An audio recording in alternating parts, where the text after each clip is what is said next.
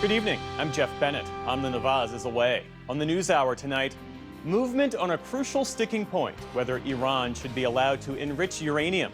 The latest on the nuclear talks with the U.S. as the two countries teeter on the brink of war. Former President Bill Clinton testifies before a GOP-led congressional committee saying he had no knowledge of Jeffrey Epstein's crimes. And with a growing number of people detained in the Trump immigration crackdown, the Trump administration looks to an unexpected place to house them: warehouses. These places were built to hold goods and ship goods. They were not meant to hold human beings. So there's a pretty significant renovation process that has to go underway.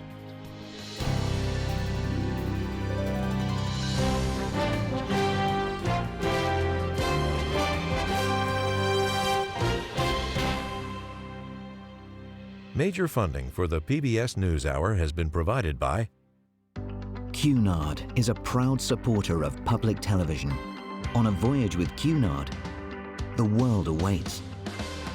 A world of flavor, diverse destinations, and immersive experiences. A world of leisure and British style. All with Cunard's White Star service.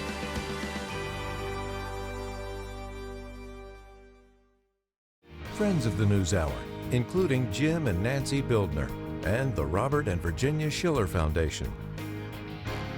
The Judy and Peter Bloom Kovler Foundation, upholding freedom by strengthening democracies at home and abroad.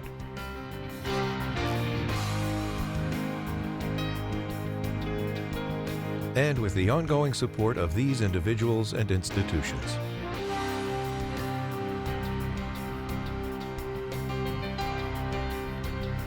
And friends of the NewsHour.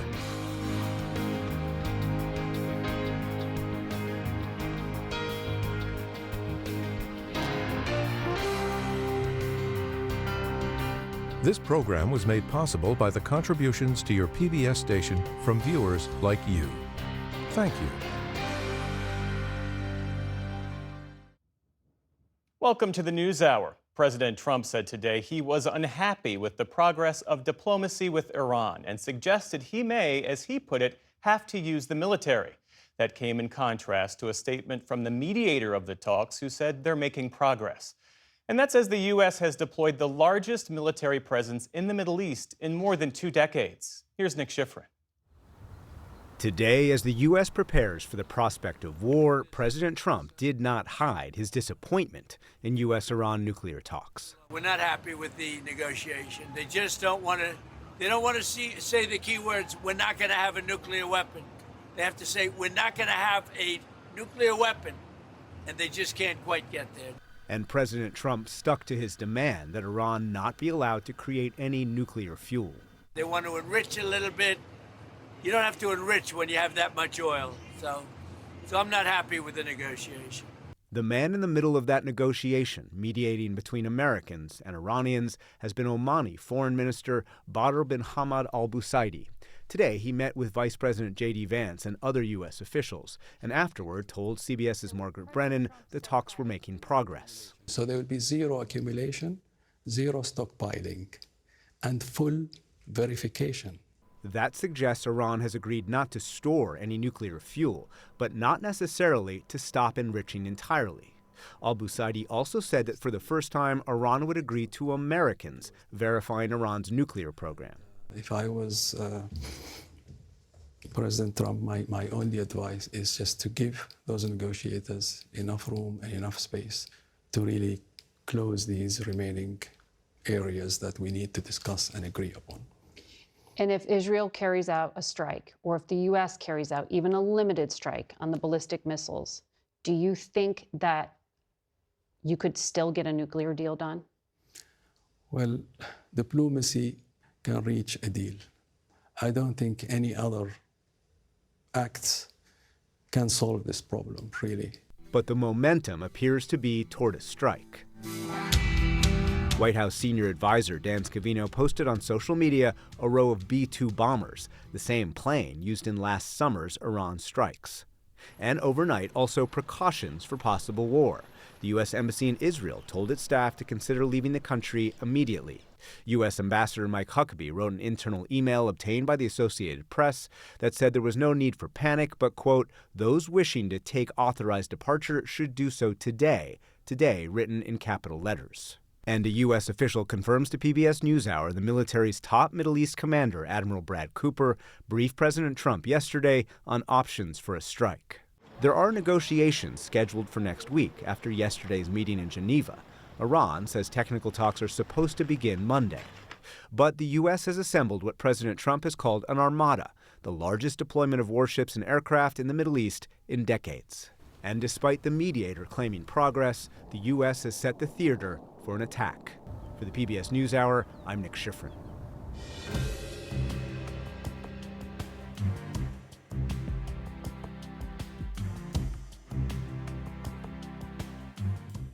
Bill Clinton became the first former president compelled to testify to members of Congress today.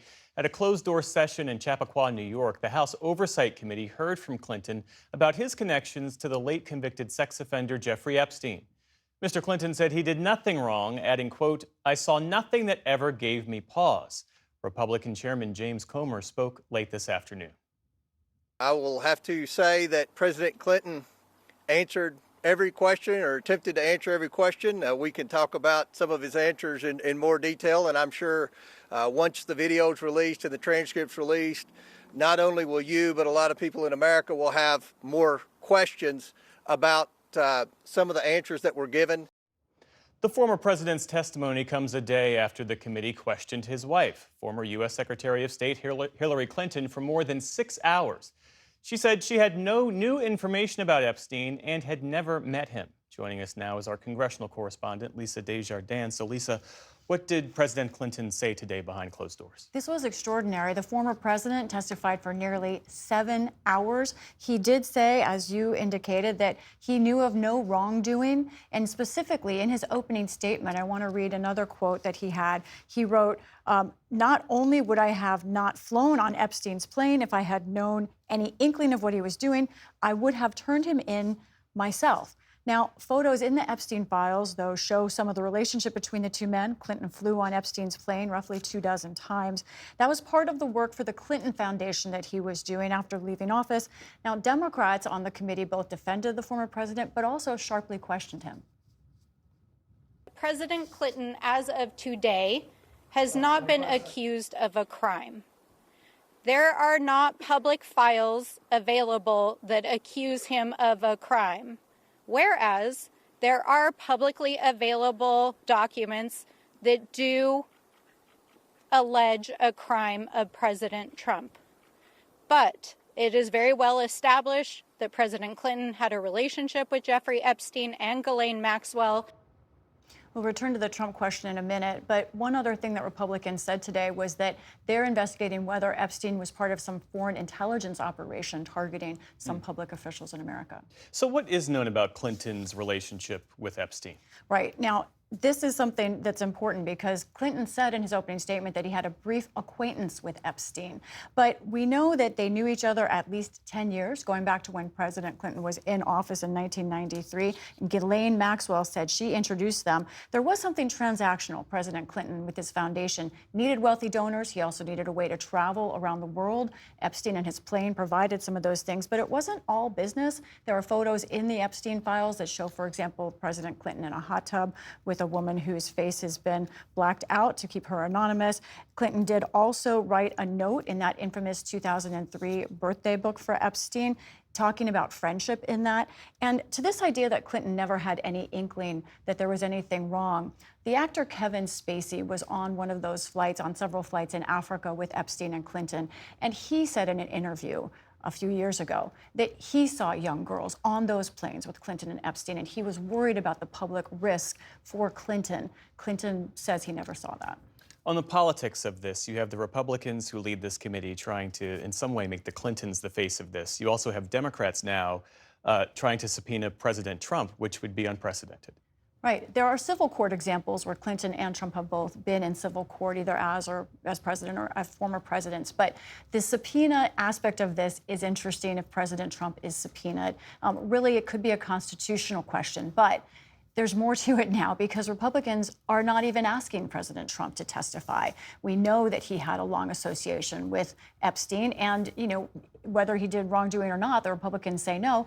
They're not saying Clinton had any accusations of wrongdoing. They just want to answer questions. There are questions about why Republicans still refuse to call President Trump. Any other officials who could be forced to testify? Yes, Commerce Secretary Howard Lutnick. He is a billionaire who had an association with Epstein, and in fact, he told Congress that he was mistaken in at one point saying he didn't speak to Epstein after his arrest, and in fact, we know that he saw him in 2012 on his island. So there are questions from Congress about him, and it does look like he could be subpoenaed. Lots of questions, lots to track. Lisa Desjardins, always on top of all of it. Thanks so much. You're welcome.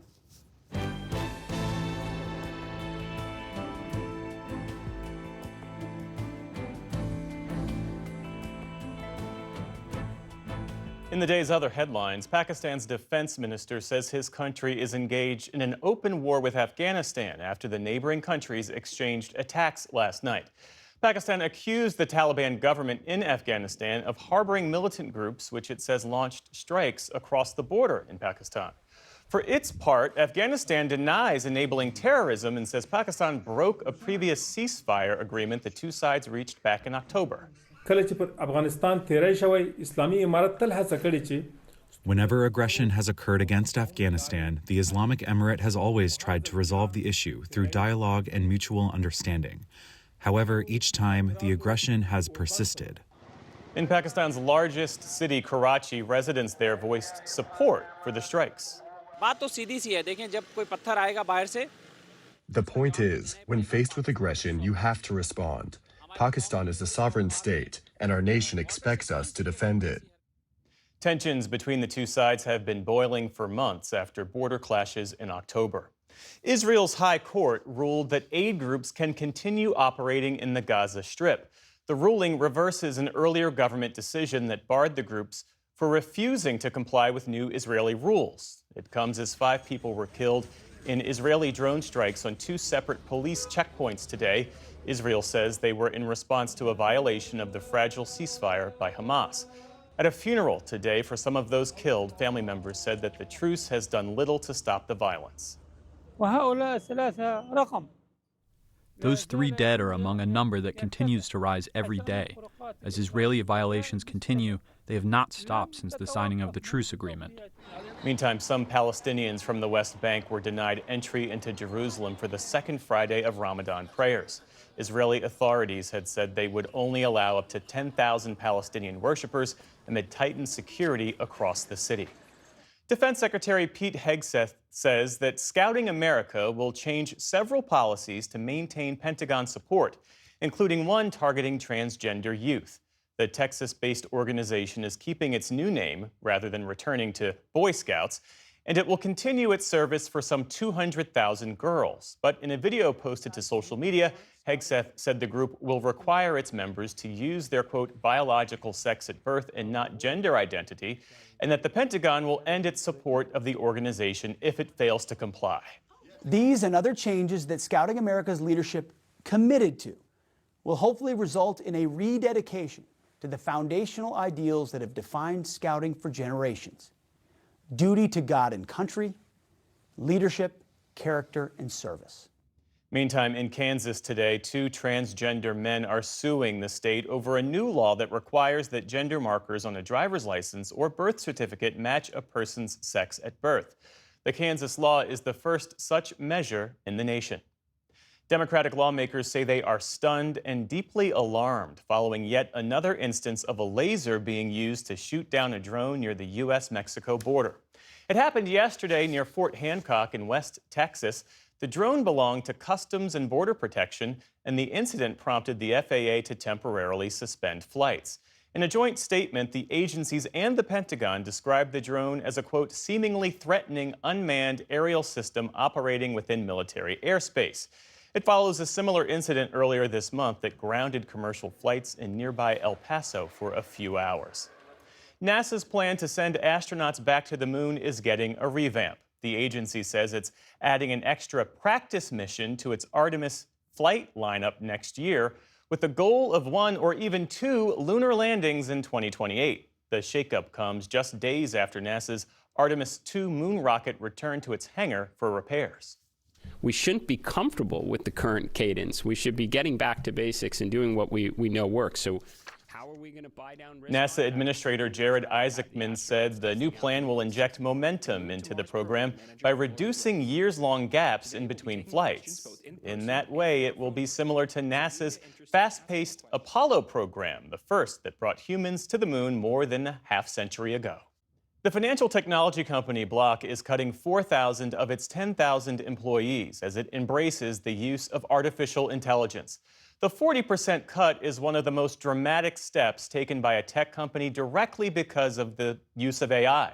Investors welcomed the news, though, with Block's shares ending nearly 17% higher. Elsewhere, on Wall Street today, stocks slumped amid worries about AI, inflation, and a possible war with Iran. The Dow Jones Industrial Average fell more than 500 points. The Nasdaq dropped more than 200 points. The S&P 500 also ended the week lower.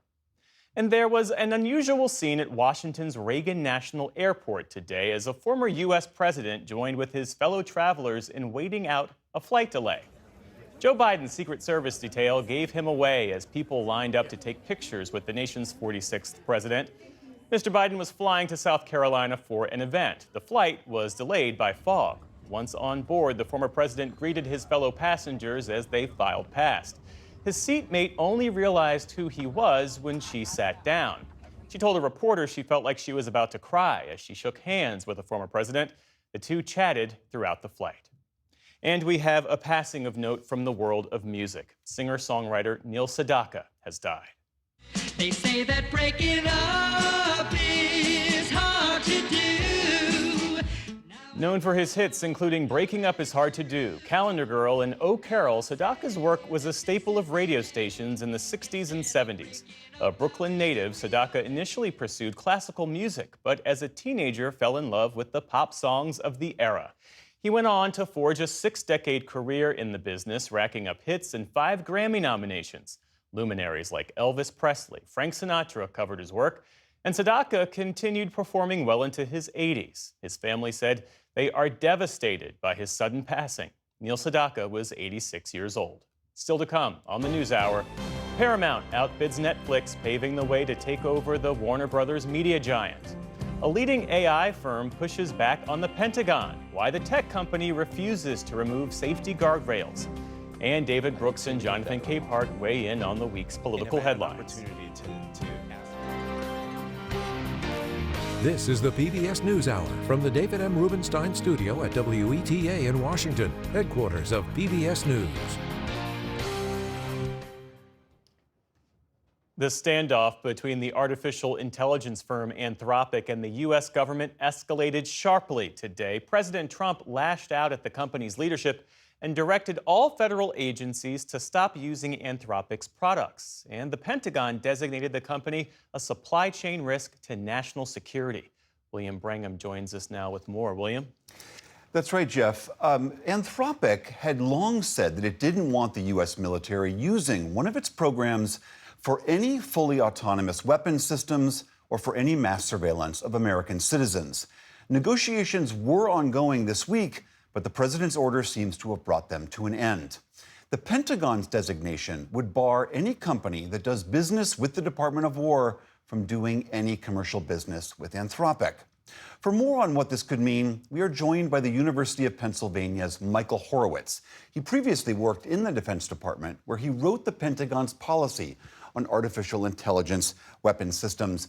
Michael Horowitz, so good to have you here. I wonder if you could just give me your reaction to this, to the president saying, we are wiping Anthropic completely out of the federal government, and that any Pentagon contractor that also has dealings with Anthropic has to stop those as well. What a day. I think that my initial thought, frankly, is that escalated quickly, in that what seemed like a needless dispute between Anthropic and the Pentagon has hit crisis proportions. I say needless dispute because Anthropic was the first of the frontier AI labs willing to work with the willing to work with the Pentagon in a classified environment, and all of the projects the Pentagon has asked Anthropic to work on, Anthropic was happy to work on. This was a theoretical dispute about future possibilities that between Anthropic and the Pentagon that is now really escalated. The president's order, in combination with the order from Secretary Hegseth, could not just be devastating to the Pentagon's ability to use Anthropic's technology, but could be devastating to Anthropic's core business, depending on how it's interpreted by the markets and whether Anthropic is able to get, I'm not a lawyer, but Anthropic is able to get a stay of the supply chain designation. What does this do to America's ability to keep up a robust defense? I mean, Anthropic was already being used in many parts of the Pentagon, according to reports. So now if the president is saying, get it all out of there, what does that do to our ability to maintain a defense? Anthropic's technology wasn't just being used in parts of the Pentagon, it was being used in other parts of the government as well. So this could be pretty devastating in some ways. The only thing that mediates that is the 6-month time period that appears both in the president's announcement and in the supply chain designation by Secretary Hegseth. If you wanted to be an optimist about the chances that the two sides will come to a deal, the optimistic read would be, in some ways, this sets a 6-month clock for negotiations between Anthropic and the government. But you had to squint real hard in some ways to see that optimistic read. And the winner in some ways, if Anthropic and the Pentagon can't make it work, frankly, is China. Because in a world where there's been intense AI competition between the United States and China, and that includes the military realm, it should be all hands on deck for the American Frontier AI Labs to work with the Pentagon to improve American national defense. And Anthropic's been willing to do that over a 6 to 9 month period. Then you would imagine some of the other AI labs will try to cycle in and pick up some of that business if nothing can be done. Note that Elon Musk's xAI has already stepped up to the plate and said last week that they were willing to now work in the classified environment with the Pentagon on defense challenges. That's right. It's hard to imagine that there's not a whole slew of other companies willing to step into the breach there. I want to ask you about this request, though, that Anthropic was making. They were saying, we're happy for you to use our product, except in these 2 instances. And I wonder what you make of that request. It's hard to think of another defense contractor, a Northrop Grumman, saying, we'll sell you jets, but you can only use them in certain ways. Absolutely. I mean, this was what really escalated the dispute between Anthropic and the government, was Anthropic's insistence that their technology not be used for mass surveillance or autonomous weapon systems. Although, to be clear, this did not bother the Pentagon when they signed the original contract with Anthropic less than a year ago. This is something that really escalated after Anthropic asked Palantir, actually another leading technology company, about whether Anthropic's technology was used in the Maduro raid in January, where Palantir's Maven Smart System technology was used, and that platform incorporates some of Anthropic's technology. And so we were off to the races from there.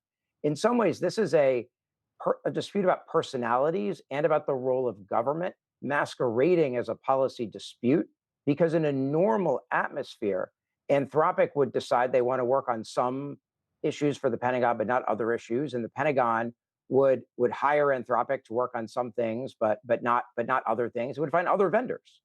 But this escalated to the point where the department was threatening to either compel them with the Defense Production Act or impose that supply chain designation. As you said, what a day. Michael Horowitz from the University of Pennsylvania, thank you so much for being here. Thanks for having me.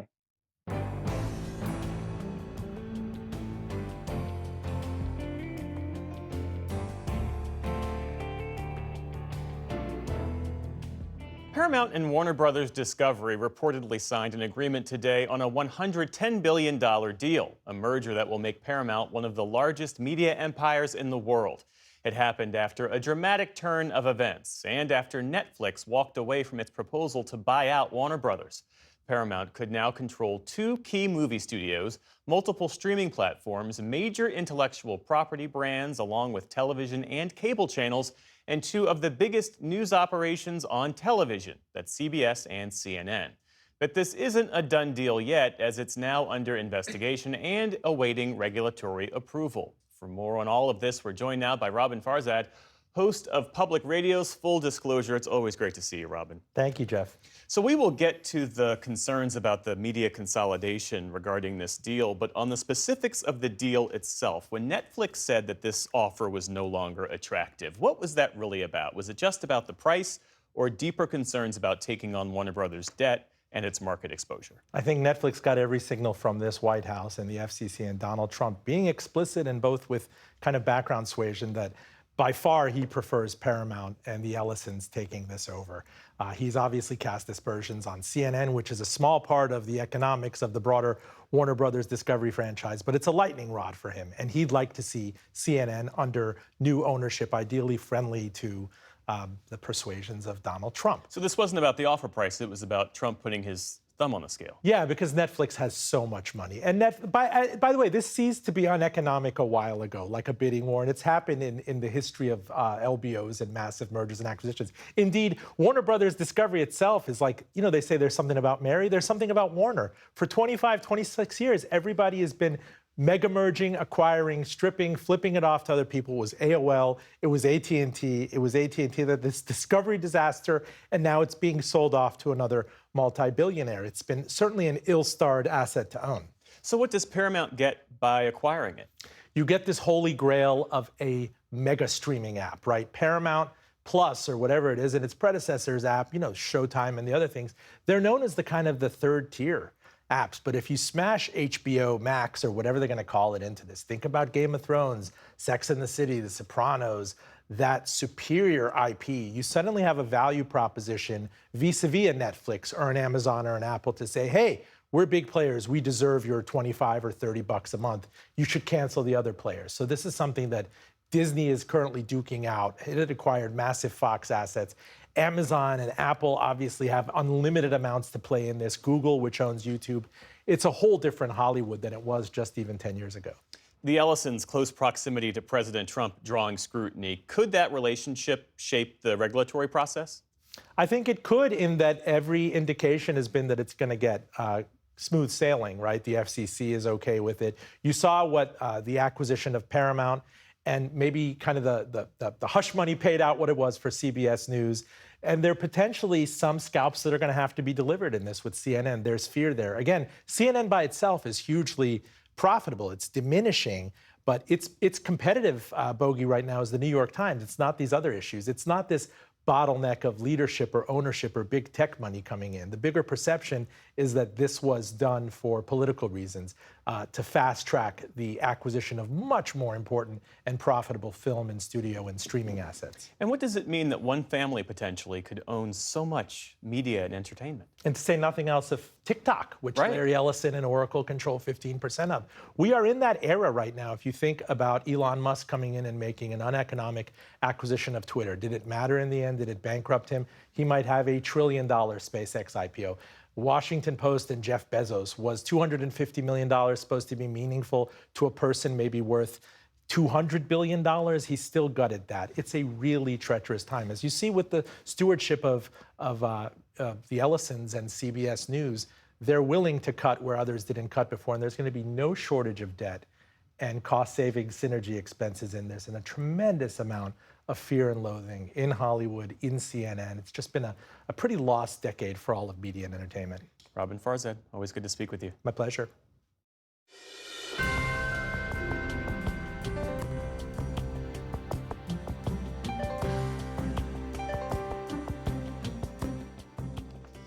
For months now, ICE has been quietly buying industrial warehouses around the country, reportedly with plans to turn them into a network of immigration detention and processing centers to hold tens of thousands of detainees.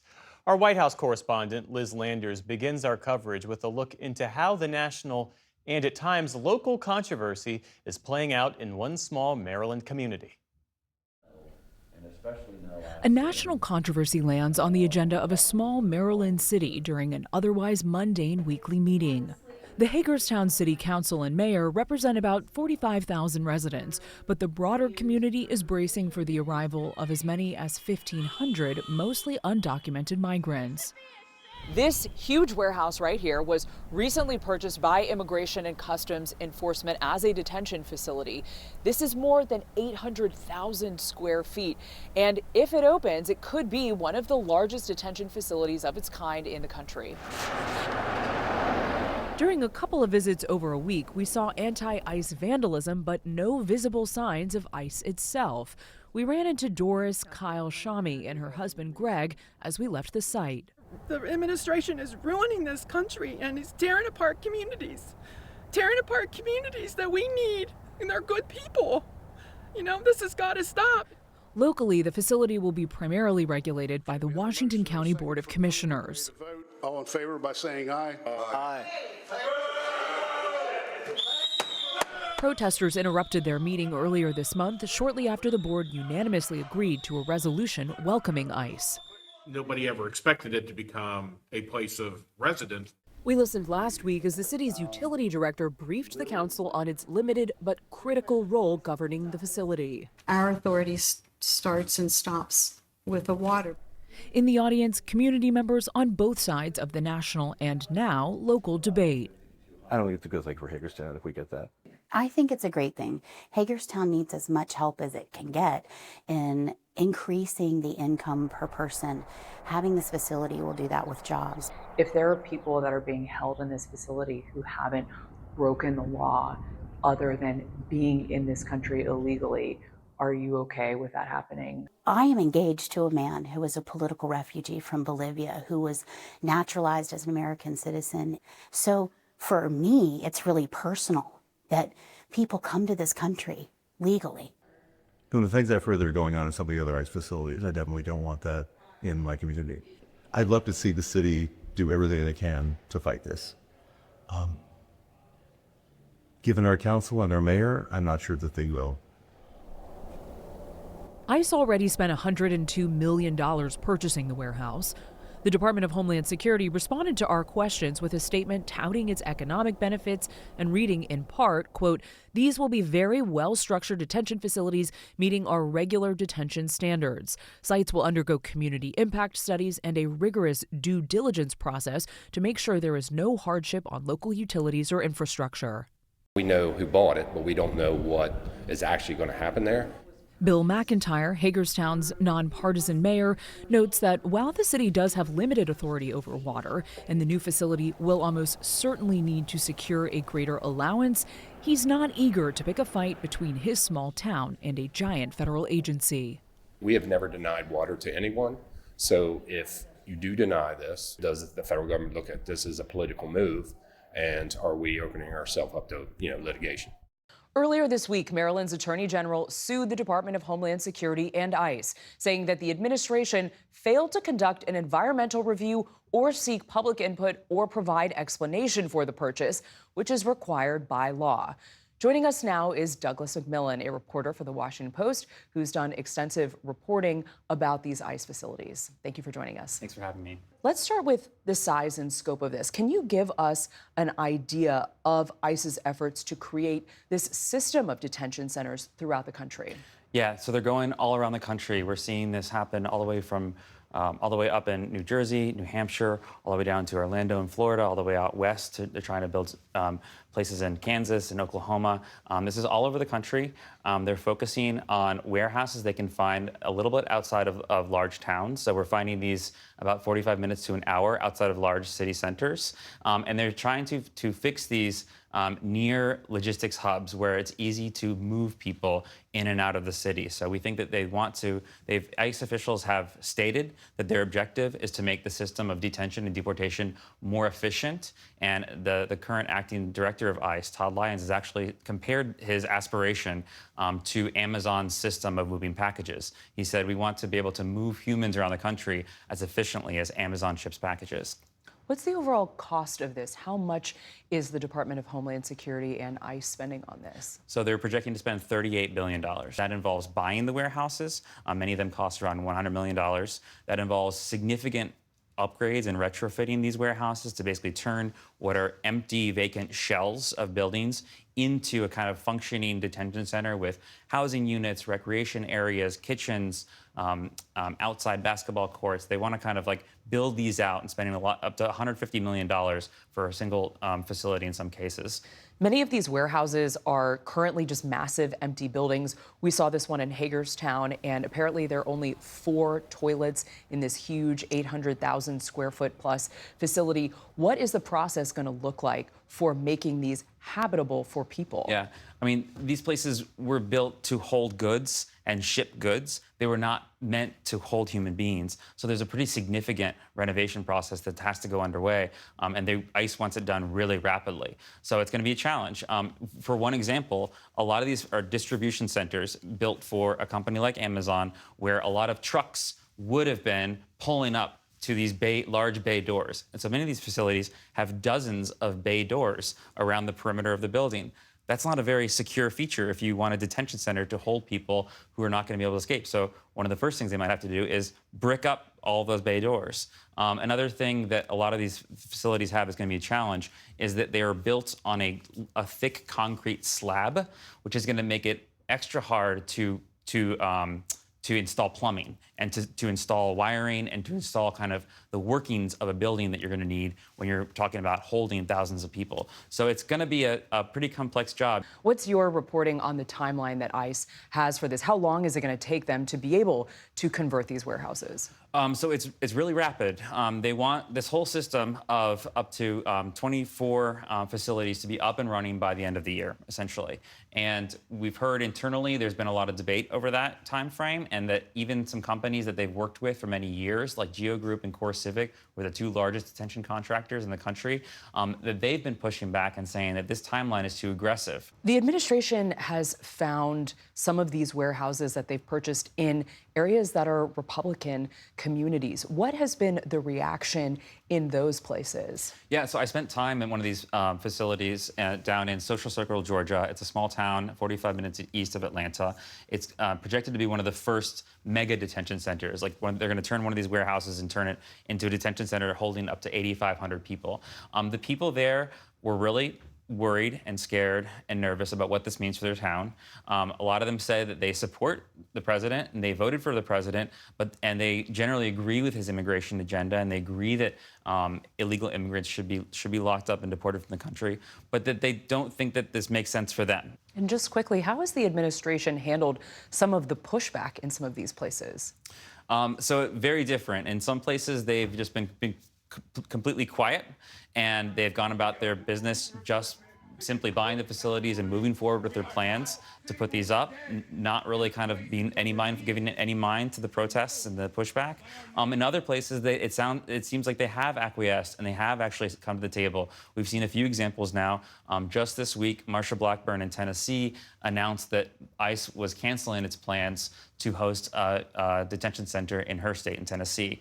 We've seen similar announcements from state leaders in New Hampshire and Mississippi. So it looks like that some Republican leaders who have juice with DHS are striking deals to get these facilities not in their areas, but in other places, including many Democrat-led areas, there isn't kind of that ability, and that the DHS has not really come to the table and meaningfully engaged with the local community. Doug McMillon, thank you so much for sharing your reporting. Thanks for having me.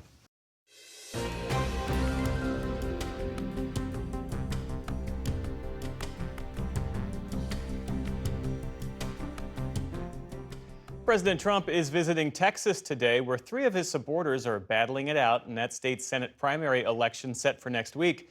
That says the president also considers military action in Iran. Lots to discuss, and we turn now to the analysis of Brooks and Capehart. That's with The Atlantic's David Brooks and Jonathan Capehart of MS Now. It's good to see you both. So as we said, President Trump in Texas, where 3 Republicans, to include the incumbent John Cornyn, they're locked in this competitive GOP primary. The president has yet to make an endorsement. The fact that he's inserting himself early and forcefully in this race.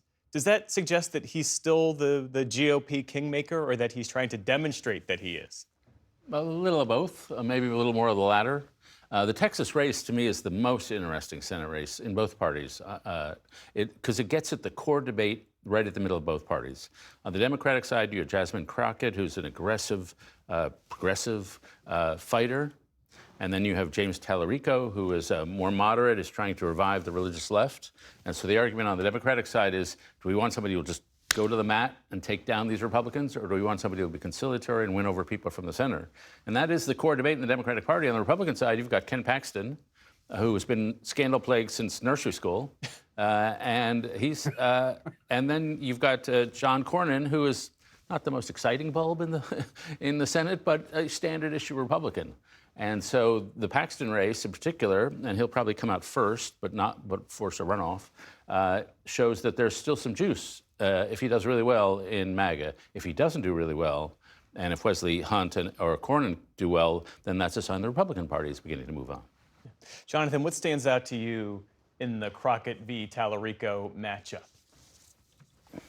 Well, look, the one thing I will say is that no matter which candidate wins the Democratic nomination, they will be infinitely better than whomever the Republicans decide to nominate. So I'll just put that out there. But in this race, the polls seem to be a bit all over the place. There was one poll that came out from UT Tyler that had Congresswoman Crockett up by 12 points, but the sample size is small. And other polls that I just took a look at have State Representative Tallarico up by single digits, maybe 6 points, 8 points. I think both candidates are trying to win in two different ways, but I think in two legitimate ways. Congresswoman Crockett, she is going for disaffected voters, African-American voters, voters who may not have voted in previous elections. In a lot of ways, she's taking a page out of Donald Trump's playbook when he ran in 2016, when he, what I called fracking for votes. He pulled people out who had not voted before. That's who Congresswoman Crockett's trying to go after. But then State Representative Tallarico, he's going after more middle of the road, but really setting his sights on disaffected Republican voters who might not be too keen on what the president is doing, and they might be gettable. So on Tuesday, I'm looking to see which tactic actually won and whether they can win enough votes to not be in a primary runoff. Well, let's shift our focus back to this previous Tuesday, the State of the Union address. David, was there anything in that speech that stands out to you as meaningfully changing the landscape or President Trump's standing? Yeah, I mean, the question I'm asking is, is he losing the country? A lot of people have been waiting since 2016 for him to lose the country. But there's clearly some side of slippage. My ex-colleague, Ross Douthat, issued a video at the New York Times saying he's losing the country and conservatives have to adjust. Is he losing the country, or is this just another wish fulfillment for people who don't like him? I think there's evidence that he is. That if you look at, particularly at independents, they have swung sharply away from him. And then if you look at Republicans, this is a Pew Research, does Donald Trump respect the country's democratic values? The number of Republicans who say that is down sharply. Should Republican members of Congress feel obligated to support Donald Trump? 61% of Republicans say they do not have any responsibility to support Donald Trump. These are all changing numbers. And so clearly there's a sense, whether it's Minnesota, whether it's just general Michigas, which is Yiddish for crazy. Yeah. I'm familiar. Just for Jonathan. I know. Jonathan, come on. Jonathan's a New Yorker. He definitely knows what right. Michigas is. Okay. Yeah. And so I think that there's signs that even Republican support, it's not going anywhere, but it's getting demoralized. Yeah. Yeah. You know, Jonathan, I will say the contrast in that speech really stood out. The president, in one way, sounding like a conventional policymaker, talking about making tech companies pay for their own electricity bills because of the AI plants that they operate. And then in the next breath, he would be shading the Supreme Court or calling Democrats crazy. There was governance and grievance side by side. Jeff, I think you're being charitable. I'd actually forgotten about what he had said about AI paying its own electricity bills because the rest of the speech was nothing but a variety show where he trotted people out, used them as props, handed out medals like Pez. Now, that's not to take away from the people who got the medals. They deserve them. They deserve to be celebrated by the American people, but not like that, not in the way that the president did it. And also, I thought there was a meanness to his address, and also the dabbling in just the language of violence, getting into just infinite detail about what people went through, the horrors and the trauma. I came away from the 107 minutes of that speech just feeling worn down and wanting the 107 minutes back and longing for the days of that long State of the Union address that President Bill Clinton gave in the way back, that was just chock full of policy proposals and ideas to the point where, Washington reporters were like, my God, like, this guy is so boring. I long for that kind of boring. In the time that remains, I want to have you both weigh in on Warner Brothers Discovery reportedly agreeing to be acquired by Paramount Skydance. This is after Netflix walked away from the negotiations. And if the deal closes, it means that one family, in this case, a family that has been so far deferential to President Trump, would control CBS, CNN, HBO, and TikTok. How do you see it? Yeah, I've found media business incredibly boring and pointless. And I've been able to do that because I worked at Dow Jones, News Corp, New York Times, PBS. I've worked at all these agencies, and the business structure of the business had no effect on me. There's never been a moment in my career where I had the sense that somebody on the business side of things was going to try to influence anything I ever did. But that seems to be changing. And in the malefactor here is Donald Trump. Once Trump starts playing political favorites among whether it's Anthropic versus OpenAI or whether it's Netflix versus Paramount, then of course the companies have to be mindful of that. And I'm a guy who I don't know Barry Weiss particularly, but I support what they're trying to do. I think it's time to mix up the media, that we got a little too progressive, a little too elite. And if Barry Weiss can change the mindset, all power to her. But if this is being done for lobbying and business, which it sure looks like it is, then that's the real deterioration in the business we're in. How do you see it, Jonathan? Well, I would argue that the media isn't necessarily liberal when you look at the fact that the number one cable channel and the number one viewing channel is Fox News Channel. This idea that there are liberals out there running around through the media, indoctrinating people and changing, setting the narrative, I just think is wrong. And I think bringing a Fox-like mentality and demeanor to CBS News and potentially to CNN, I think in the end makes the American people worse off. Our job as journalists, and I'm thinking specifically of CNN in this case, in this deal, folks turn to CNN for news. They turn to them for just what is happening in the country. And if what's happening at CBS could happen at CNN, then our country and our profession will be in worse shape. David? Well, the one reason Fox exists is because all the other mainstream networks don't have Trump supporters. I do think we have made a mistake over decades in shutting out working class folks and in not letting more Trump voices. And it's hard to get Trump voices on the air, I understand. But if you tell half the country that your voices aren't worth heard, they will rebel. And that's a bit on us. Trump is not to be defended, but he's never completely wrong. David Brooks and Jonathan Capehart, thank you both. Thank you.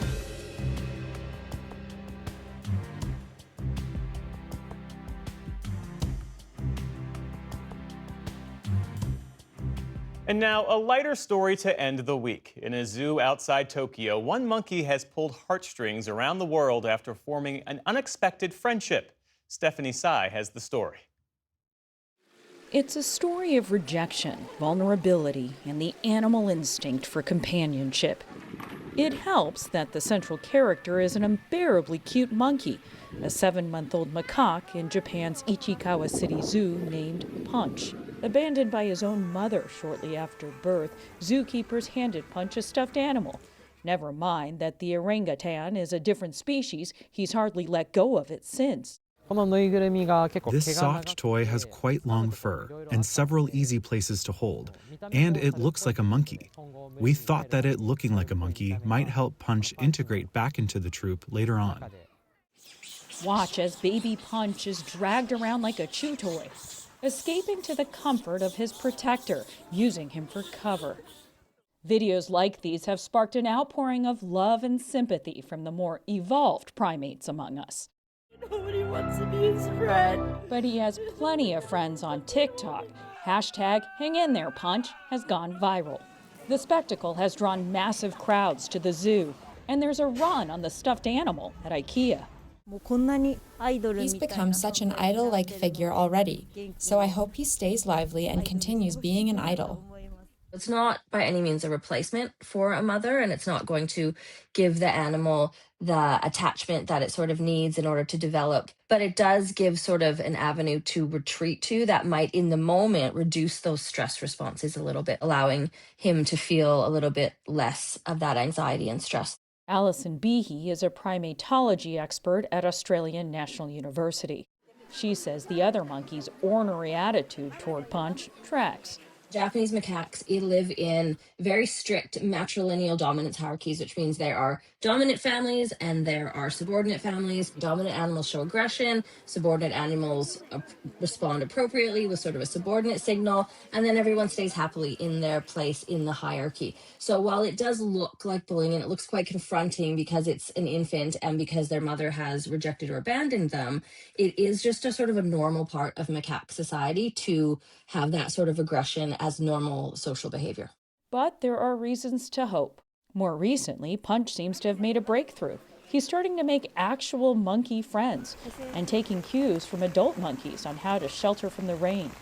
It's actually really reassuring that Punch is already sort of being shown, being groomed, being integrated in, into the group's structure, because it does suggest that hopefully any potential negative impacts of the abandonment will, in fact, sort of dissipate. Zookeepers say Punch is showing signs of resilience.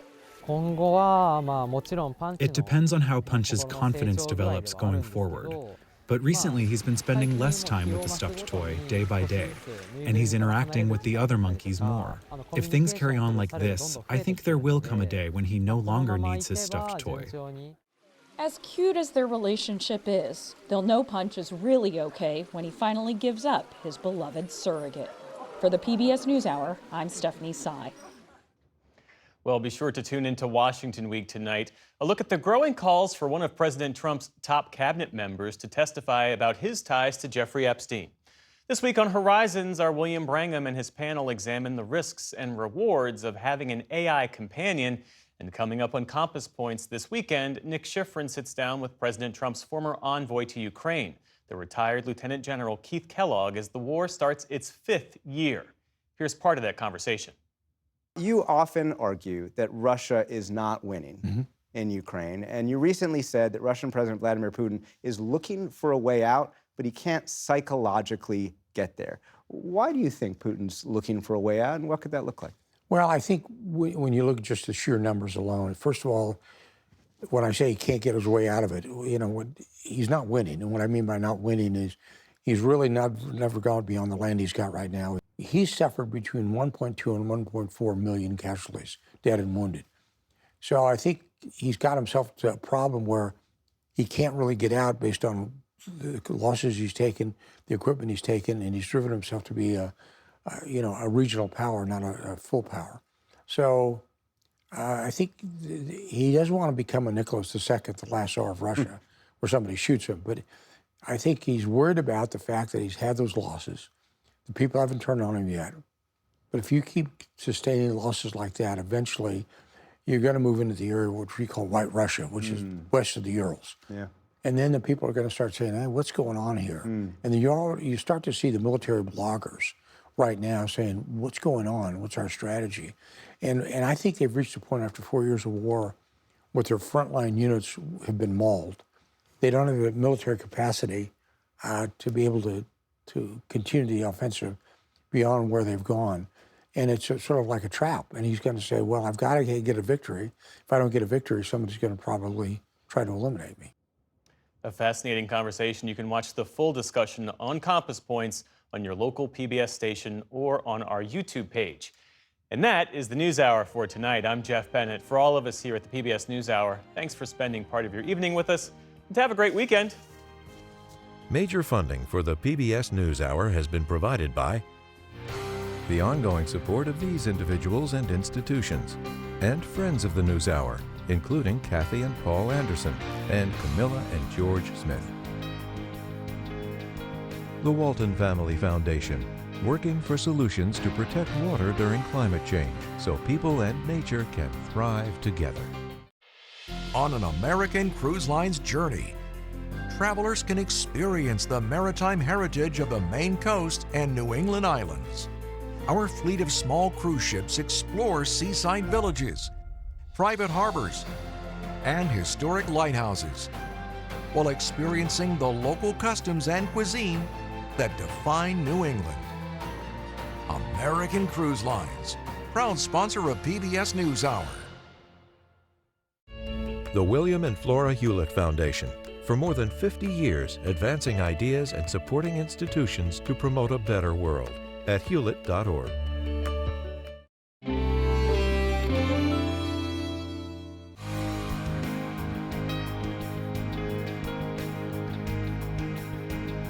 And with the ongoing support of these individuals and institutions.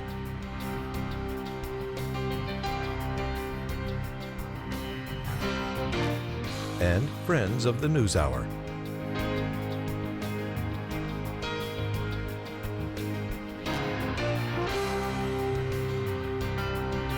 This program was made possible by the contributions to your PBS station from viewers like you.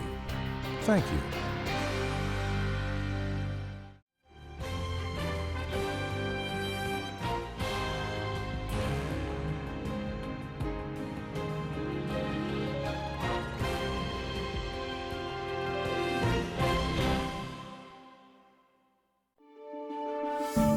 You're watching PBS.